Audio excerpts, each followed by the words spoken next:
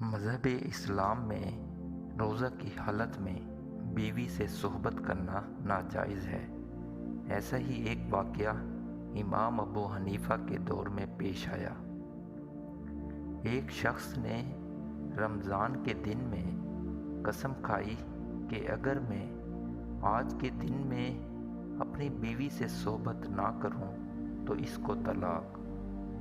لوگ پریشان تھے کہ اب اس مصیبت سے کس طرح نکلے گا، کیونکہ اگر صحبت کرتا ہے تو روزہ کا کفارہ لازم آتا ہے، اگر نہیں کرتا تو بیوی کو طلاق ہوتی ہے۔